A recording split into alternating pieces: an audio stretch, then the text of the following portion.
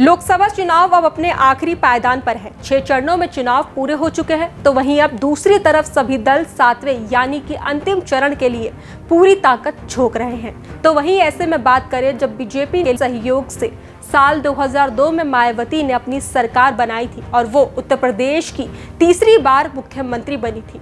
हालांकि कुछ दिनों के बाद कुछ ऐसी घटना सामने आई कि मायावती को अपना पद छोड़ना पड़ा था और फिर मुलायम सिंह की सरकार बनी थी। नमस्कार, आप सभी का स्वागत है भारत एक्सप्रेस में और मैं हूं स्नेहा आपके साथ। तो आज सियासी किस्से में बात, जब राजा भैया के लिए बीजेपी ने मुलायम सिंह की थी मदद और मायावती को किया था सत्ता से बाहर। बात करें साल 2002 की, तो इस साल बसपा प्रमुख मायावती ने अपनी सरकार बनाई थी। इस सरकार को बनाने में बीजेपी का ही हाथ रहा था, लेकिन इन सब के केंद्र में प्रतापगढ़ के कुंडा से निर्दलीय विधायक रघुराज प्रताप सिंह उर्फ राजा भैया भी रहे थे। हालांकि सरकार बनने के कुछ दिनों बाद ही बीजेपी कुछ असहज महसूस करने लगी थी।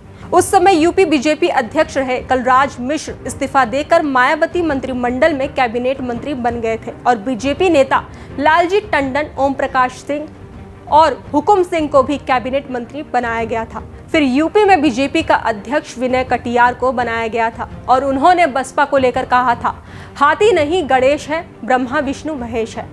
इसी बीच एक बड़ी घटना हुई। राजा भैया सहित करीब 20 विधायकों ने तत्कालीन राज्यपाल विष्णुकांत शास्त्री से मायावती सरकार को बर्खास्त करने की मांग कर दी थी।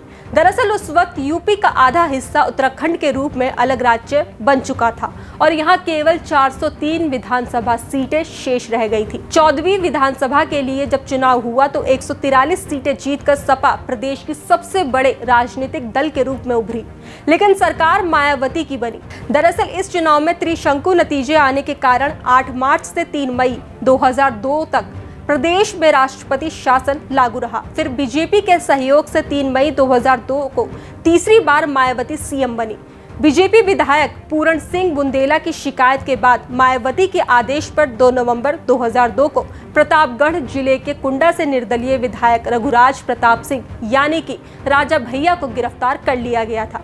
ये गिरफ्तारी चर्चा में रही थी क्योंकि उनको तड़के 4 बजे करीब ही गिरफ्तार कर जेल में डाल दिया गया था। उस वक्त उनको आतंकवाद निरोधक अधिनियम के तहत गिरफ्तार किया गया था। साथ ही उनके पिता उदय प्रताप सिंह और चचेरे भाई अक्षय प्रताप सिंह को भी गिरफ्तार कर लिया गया था। उनके ऊपर अपहरण और धमकी देने के आरोप लगे थे।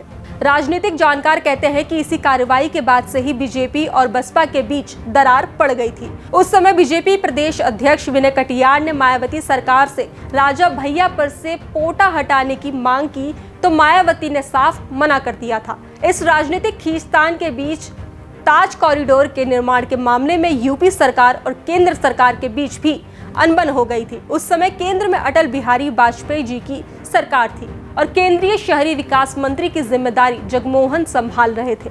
इस घटना के बाद तमाम सियासी उठापटक हुई और फिर मायावती ने 26 अगस्त 2003 को कैबिनेट की बैठक बुलाई और विधानसभा भंग करने की सिफारिश राज्यपाल विष्णुकांत शास्त्री से करते हुए अपना इस्तीफा सौंप दिया था।